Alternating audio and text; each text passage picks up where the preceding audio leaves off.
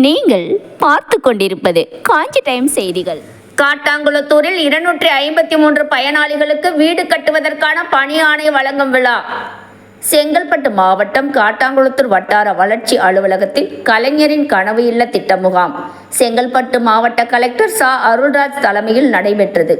முன்னதாக அனைவரையும் காட்டாங்குளத்தூர் ஒன்றிய குழு தலைவர் உதயா கருணாகரன், வட்டார வளர்ச்சி அலுவலர் பாபு ஆகியோர் அனைவரையும் வரவேற்றனர். நிகழ்ச்சியில் செங்கல்பட்டு எம்எல்ஏ வரலட்சுமி மதுசூதனன், மாவட்ட குழு தலைவர் செம்பருத்தி, கூடுதல் ஆட்சியர் செல்வி அனாமிகா, காட்டாங்குளத்தூர் ஒன்றிய திமுக செயலாளர்கள் எம்.டி. லோகநாதன், ஆப்பூர் சந்தானம் ஆகியோர் முன்னிலை வகித்தனர்.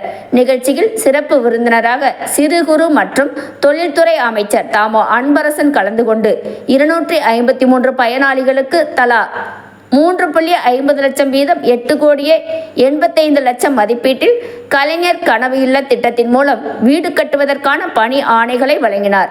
நிகழ்ச்சியில் ஊராட்சி மன்ற உறுப்பினர்கள், ஒன்றிய குழு உறுப்பினர்கள், மாவட்ட குழு உறுப்பினர்கள், ஊராட்சி மன்ற தலைவர்கள் மற்றும் பயனாளிகள் உட்பட பலர் பங்கேற்றனர். முடிவில் காட்டாங்குளத்தூர் வட்டார வளர்ச்சி அலுவலர் கலைச்செல்வன் நன்றி கூறினார்.